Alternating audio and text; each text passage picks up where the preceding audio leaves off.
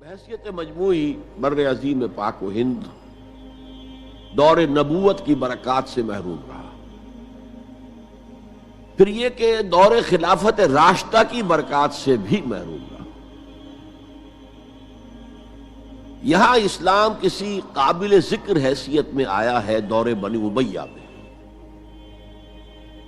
وہ بھی کسی دعوت و تبلیغ کے مثبت مقصد کے لیے نہیں، بلکہ ایک انتقام اور بدلے کے لیے کہ کچھ مسلمان تاجروں کا ایک بحری قافلہ جو سرندیپ سے لنکا سے جا رہا تھا عرب کی طرف، اسے یہاں کراچی کے قریب اسے یہاں کے سندھی ڈاکوؤں نے لوٹ لیا. اس پر مطالبہ آیا اسلامی مسلمان حکومت کی طرف سے. وہ ملوکیت تھی، اب وہ اسلامی حکومت اس معنی میں نہیں رہی تھی جس معنی میں کہ خلافت راشدہ اسلامی حکومت تھی کہ جو قیدی ہیں تمہارے پاس رہا کرو اور کمپنسیٹ کرو جو بھی نقصان یہاں ان مسلمان تاجروں کا ہوا ہے. جب اس کے جواب میں بالکل منفی رد عمل موصول ہوا تو پھر چڑھائی کا فیصلہ کیا گیا، گویا کہ یہ ایک سزا دینے کی ایک مہم تھی. بہرحال اس وقت جو اسلام یہاں آیا تھا اس کے کریکٹرز اس اسلام سے کچھ مختلف تھے جو بعد میں یہاں آیا. وہ اسلام جو محمد ابن قاسم کی سرکردگی میں سندھ میں آیا اور سندھ سے آگے بڑھ کر ملتان بلکہ موجودہ پاکستان کے تقریباً پورے نصف علاقے تک پہنچ گیا تھا، فٹ ہلز آف کشمیر تک. تو یہ اسلام خالص عربی اسلام تھا. ملوکیت تو آ گئی تھی لیکن بدویت اور عربیت جو ہے اس کی چھاپ اس پر ابھی گہری تھی. اور اس اسلام میں نہ ابھی فرقے تھے، نہ مسلک تھے، نہ حنفی، نہ مالکی، نہ شافعی، نہ حنبلی. نہ عقائد کے بارے میں بحثیں شروع ہوئی تھیں، علم کلام کی بحثیں ہوئی تھیں، نہ ابھی یونانی فلسفے اور منطق کا حملہ ہوا تھا. ابھی کچھ نہیں تھا، سادہ اسلام. اسلام اپنی اصل سادگی پر برقرار تھا. چنانچہ اس کی قوت تسخیر بڑی زبردست ثابت ہوئی، اور خاص طور پر محمد ابن قاسم جو نوجوان 17-18 برس کا نوجوان اور نہایت نیک اور پاک باز، سندھ کے ہندوؤں نے جو اپنی ایک روایت ہے کہ اس طرح کا آدمی تو کوئی اوتار ہی ہو سکتا ہے. فارسی میں بھی کہا جاتا ہے کہ در جوانی توبہ کردن شیوہ پیغمبری است. جوانی کے اس عمر میں بھی کوئی شخص پاک زندگی گزار رہا ہو تو یہ تو پیغمبروں کا طریقہ ہے. اور ہندوستان میں تصور پیغمبروں کا نہیں تھا، اوتاروں کا تھا. تو اسے بھی ایک اوتار سمجھ کر اس کی مورتیاں تراش کر مندروں میں رکھ لی گئیں اور ان کو پوجا جانے لگا. یہی چیز اس کے لیے خطرے کا سبب بن گئی، کیونکہ اب بیک ہوم اسلام کا جو اصل گھر تھا عرب، اس میں ملوکیت آ چکی تھی، اور ملوکیت کبھی اسے برداشت نہیں کر سکتی کہ کوئی اور شخص اتنا پاپولر ہو جائے کہ اسے چیلنج کر سکے. لہذا محمد بن قاسم کو بلایا گیا اور شہید کر دیا گیا. اب اس کے بعد ظاہر بات ہے کہ وہ اسلام ریسیڈ کرنا شروع ہوا، واپس آنا شروع ہوا. اس کے کچھ اثرات اس علاقے میں رہ گئے لیکن اسلام کی واپسی ہو گئی. یہ اسلام کا پہلا ورود تھا بر عظیم کی سرزمین پر. اس کے بعد اسلام آیا ہے 300 برس بعد، اور اب یہ آیا ہے شمال مغربی سرحدی صوبے میں جو دریں ہیں، کوہ سلیمان میں، کوہ ہندو کش اور کوہ سلیمان میں. درہ خیبر ہے، درہ ٹوچی ہے، درہ گومل ہے، درہ بولان ہے، یہاں سے آنا شروع. اس اسلام کی خصوصیات کچھ اور تھی. ان 300 سالوں میں فقہی مسالک بھی پیدا ہو چکے تھے، حنفی، مالکی، شافعی، حنبلی. ان کے درمیان اختلافات بھی تھے، بحثیں بھی تھیں، مناظرے بھی تھے. دوسرے ایک خاص جو ہے تصوف کا فن جو ہے وہ بہت ترقی کر چکا تھا. اور اس میں اکثر و بیشتر وحدت الوجود کا تصور اس کی بنیاد میں موجود تھا۔ تیسری بات یہ نوٹ کیجئے کہ یہاں جو لوگ آئے وہ سب حنفی تھے، اور یہ ترک قبائل ہی تھے در حقیقت، اور ترکوں میں سے بھی غلام لوگ تھے، اسی لیے پہلا خاندان مسلمانوں کا یہاں خاندان غلامان کہلاتا ہے۔ ترک غلام تھے یہ، جو اپنی ذاتی صلاحیت اور اپنی استعداد کی بنا پر ترقی کرتے کرتے بادشاہت کے مقام تک پہنچے۔ عالم اسلام میں اس وقت دو عظیم جگہوں پر غلاموں کی حکومت تھی، اور اس سے اندازہ ہو سکتا ہے کہ اسلام میں غلاموں کا فیوچر کتنا روشن ہے۔ ممالک، مملوک، یہ مصر میں حکمران تھے، وہ بھی غلام تھے۔ خاندان غلامہ، قطب الدین ایبک، شمس الدین التتمش، یہ سب کون تھے؟ غلام تھے۔ بہرحال اب جو اسلام آیا اس میں قیادت کی ایک تثلیث پیدا ہو چکی تھی، توحیدی شان نہیں رہی تھی۔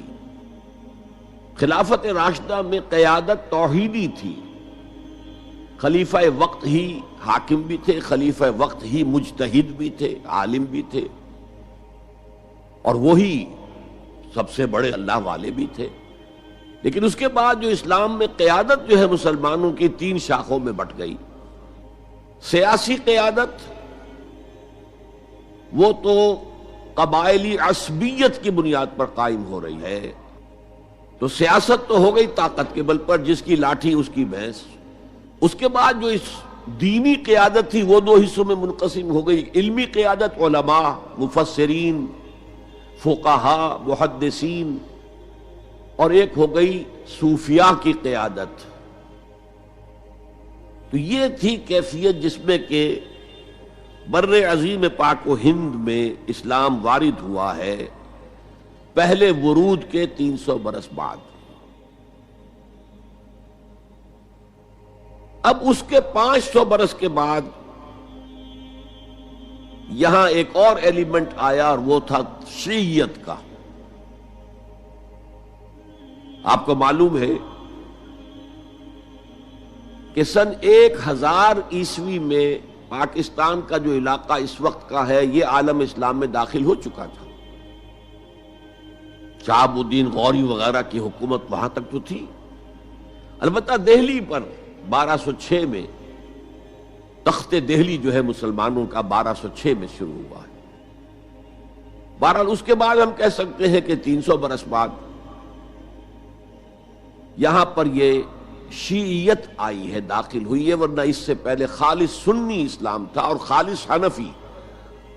شیعیت کی وجہ سے جو کچھ بھی بعد میں اسلام کو یہاں پر اس تقسیم کی وجہ سے، شیعہ سنی اختلافات کی وجہ سے جو بہت بڑے بڑے نقصانات اٹھانے پڑے، ان میں سے مثلاً 2 کا میں تذکرہ کرنا چاہتا ہوں۔ ڈاکٹر امبیڈکر، انہوں نے فیصلہ کیا تھا میں مسلمان ہو جاؤں، گویا کہ یہاں کے اچھوتوں کا مسئلہ وہ اس طور سے حل کرنا چاہتے تھے کہ ہم این بلاک مسلمان ہو جائیں۔ لیکن جب ان کے بارے میں معلوم ہوا تو پھر وہاں پہنچ گئے کچھ لوگ کہ آپ اس مسلک کو اختیار کریں یا اس کو کریں۔ وہ اسی حیث بیس میں پھر انہوں نے فیصلہ کیا کہ میں کوئی بھی نہیں اختیار کرتا، اگر کوئی ایک اسلام ہے ہی نہیں، اب میں ایک کو اختیار کرتا ہوں تو دوسرے سے میری مخاصمت ہو جائے گی، دوسرے کو اختیار کرتا ہوں تو پہلے سے ہو جائے گی۔ اب اگلا دور آیا، ہندوستان میں انگریز آ گئے۔ یہاں موجود بہت سے غیر مسلموں کو شاید میری باتیں اب کچھ ناگوار گزریں، لیکن کچھ حقائق ہیں جو تلخ ہیں لیکن حقائق ہیں، انہیں سمجھنا چاہیے۔ انگریزوں نے یہاں آ کر حکومت چھینی سی مسلمانوں سے بیشتر، ویسے تو یہ کہ ہندو راجے مہاراجا بھی تھے، لیکن بیشتر علاقوں میں تو مسلمان حاکم تھے، لہذا انہوں نے مسلمانوں کو دبانا بہت ضروری سمجھا، اس لیے کہ جو سابق حاکم ہو ان میں ایسپیریشنز پیدا ہوتی رہتی ہیں کہ ہم تھے یہاں کے حاکم، کیوں نہ واپس حاصل کریں۔ بغاوت کے ان کے اندر جراثیم مسلسل پروان چڑھتے ہیں۔ مسلمانوں کو دبایا اور ہندوؤں کو اٹھایا، کیوں کہ ہندوؤں کے لیے معاملہ صرف چینج آف ماسٹرز کا تھا، کوئی بڑا حادثہ تو نہیں تھا۔ پہلے مسلمانوں کے غلام تھے، اب انگریزوں کے غلام ہو گئے۔ اور اس اعتبار سے انگریز نے بھی انہیں قریب کیا اور ہندوؤں نے بھی مغربی علوم اور مغربی سائنسز کو پڑھنے میں بڑی سبقت کی۔ بنگال میں انگریز آیا اور بنگال میں آپ کو معلوم ہے اکثر و بیشتر جو سائنسدان پیدا ہوئے جن کی کہ لکھی ہوئی ٹیکسٹ بکس جو ہیں بہت عرصے تک استعمال ہوتی رہی ہندوستان میں، یہ کون تھے؟ چیٹرجی، بینرجی، سب کے سب بنگالی تھے۔ ایک اور بات یہ ہے کہ ہندو اپنے ماضی سے بہت دور آ چکے تھے، ان کا ماضی عظمت والا، آخر اشوک کا دور بہت عظمت کا، چندر گپت موریہ کا دور بہت عظمت کا، وکرمادیتیہ کا دور بہت عظمت کا تھا، لیکن وہ اب بہت پیچھے جا چکے تھے۔ تقریباً مسلمانوں کی آمد کی وجہ سے 1000 سال کا فصل واقع ہو چکا تھا۔ لہذا تہذیب و تمدن کے لیے بھی، جیسے کہ انہوں نے مسلمانوں کے زمانے میں فارسی پڑھی، فارسی پڑھتے تھے، کوڈ لینگویج فارسی ہے، جیسے کہ پھر بعد میں مسلمان اور ہندو اور سب نے انگریزی پڑھی، ملازمتیں ملیں گے تو انگریزی پڑھنے والوں کو ملیں گی، راستہ کیریئرز کا کھلے گا تو انگریزی پڑھنے والوں کا کھلے گا۔ اسی لیے کہاوت تھی ہندوستان میں، پڑھے فارسی اور بیچے تیل، دیکھو رے قسمت کے کھیل۔ اب فارسی پڑھ کے تو اسے کہیں حکومت کے اندر اہلکار ہونا چاہیے، اس کی حیثیت کچھ اور ہونا چاہیے، فارسی پڑھ کے اور تیل بیچنا۔ جبکہ مسلمانوں کا معاملہ یہ تھا کہ ان کی تو ابھی تہذیب اور تمدن، ان کی روایات ابھی تازہ تھی، لہذا جو غیر مسلم تھے یہاں کے، انہوں نے انگریزی علوم، انگریزی سائنس، انگریزی تہذیب، اس کو کھلے دل کے ساتھ خوش آمدید کہا، اور مسلمانوں میں ایک زبردست ڈویژن ہو گیا۔ بلکہ ابتدائی ری ایکشن تو بہت سخت تھا، یک طرفہ تھا، ہم نہ انگریزی پڑھیں گے، ہم نہ انگریزی علوم سیکھیں گے، نہ سائنس پڑھیں گے، ہم تو اپنے کونوں کھدروں میں اگرچہ جو سیلاب آ گیا ہے اس کو روکنے کی طاقت تو ہم میں نہیں ہے، لیکن ہم کونوں میں جا کر بیٹھ جائیں گے، قال اللہ قال الرسول۔ اور انگریزی تہذیب سے اس قدر دوری کہ اگر کوئی میز کرسی پر بیٹھ کر کھانا کھا لے تو کرسٹان ہو گیا۔ یہ تو کسی نے چمچہ استعمال کر لیا کھانے میں، کانٹا تو بہت دور کی بات ہے، چمچہ بھی استعمال کر لیا تو کرسٹان ہو گیا۔ تو اس درجے ری ایکشن تھا علماء کے زیر اثر حلقوں میں، گویا کہ وہ جو گاندھی جی کا فلسفہ تھا نان کوآپریشن، تو مسلمانوں نے انگریزوں کے ساتھ شدید قسم کا naan cooperation from the very beginning شروع کیا۔ اس پر سر سید احمد خان نے ان دونوں چیزوں کی مخالفت کی۔ ایک تو انہوں نے انگریزوں کو بتایا کہ دیکھو یہ جو آزادی کی جنگ تھی یہ صرف مسلمانوں کی نہیں تھی، 1857 کی، یہ تو مشترک تھی، تو اس کے اندر کیا سبب ہوا ہے، اس کی وجہ سے آپ مسلمانوں سے بعد محسوس نہ کریں۔ اور مسلمانوں سے بھی کہا بھائی انگریزی پڑھو، انگریزی علوم حاصل کرو، سائنس پڑھو، سائنٹیفک نالج حاصل کرو، ورنہ تمہاری حیثیت ہندوستان میں کیا رہ جائے گی؟ پلے دار رہ جاؤ گے یا گوشت فروش رہ جاؤ گے، اللہ اللہ خیر صلی اللہ، اور تمہاری کوئی حیثیت نہیں رہے گی۔ تو اس اعتبار سے سر سید احمد خان ایک اہم لینڈ مارک ہے۔ اس کے علاوہ انگریزی دور کا ایک اور جو پہلو بہت اہم ہے، انگریزوں نے ڈیوائیڈ اینڈ رول پالیسی کے تحت مسلمانوں اور ہندوؤں کے درمیان مرافرت کو ہوا دی۔ یہ ان کی پالیسی رہی مستقل، یہ ایک قوم کی حیثیت سے سامنے نہ آ جائیں، پھر ظاہر بات ہے کہ ہمارے پاؤں تو اکھڑ جائیں گے یہاں سے۔ تو یہ جو ہمارے ہاں شروع ہوا، کچھ اور فیکٹر بھی تھے۔ ہندوؤں میں ایک انتقامی جذبہ بھی تھا کہ مسلمانوں نے ہم پر حکومت کی ہے 800 برس، 1000 برس، اور ظاہر بات ہے سارے حاکم اچھے تو نہیں تھے، کوئی اچھا بھی تھا تو اکثر و بیشتر تو عیاش قسم کے لوگ تھے۔ ہم نے محل بنائے، تاج محل بنائے، ہم نے کوئی کام اور تو کیا نہیں۔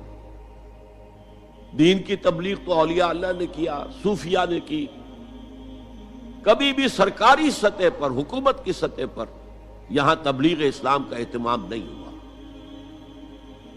ایک دو ایکسیپشنز ہیں، ایک راجہ گجرات کاٹھیا واڑ کے علاقے کا جس نے کہ تبلیغ کا اہتمام کیا، ایک راجہ کشمیر کا تھا جس نے تبلیغ کا اہتمام کیا، باقی حکمرانوں نے کوئی کوشش نہیں کی۔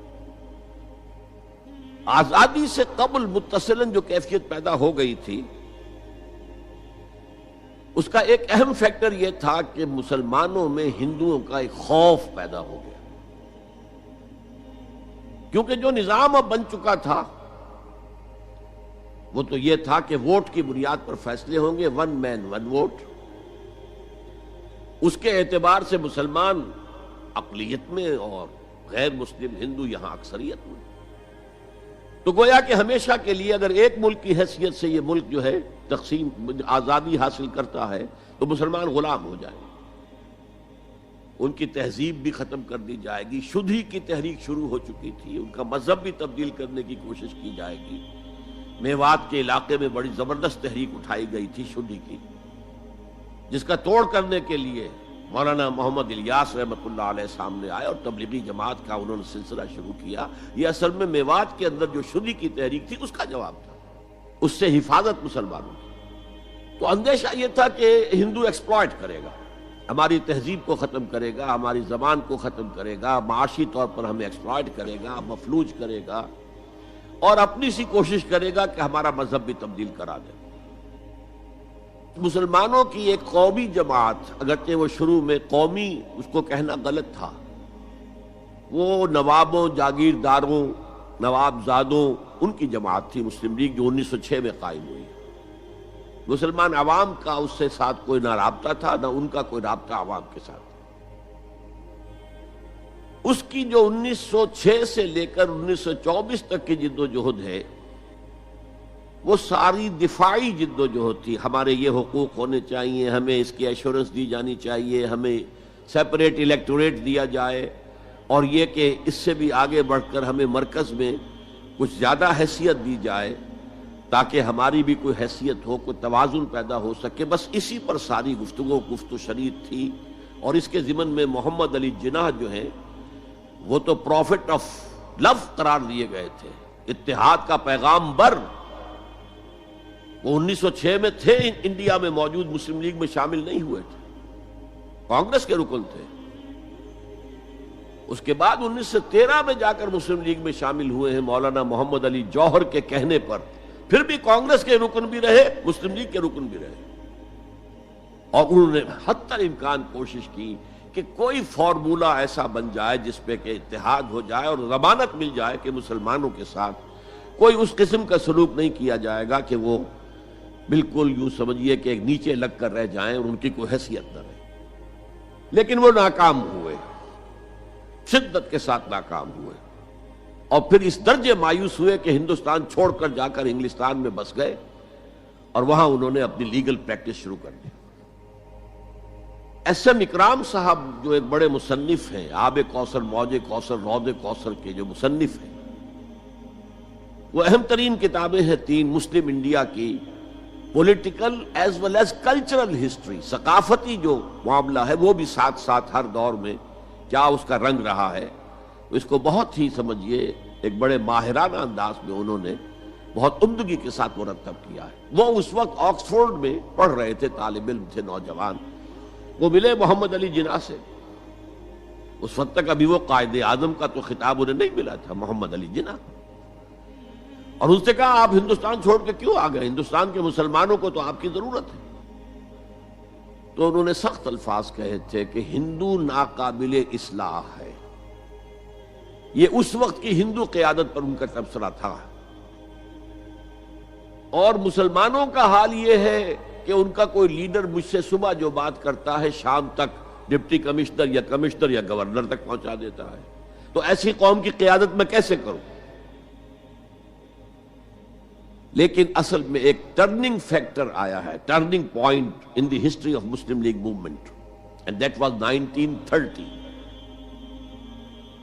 اس میں جو الہ آباد میں مسلم لیگ کا سیشن ہوا تھا، اس میں خطبہ صدارت دیا تھا علامہ اقبال نے۔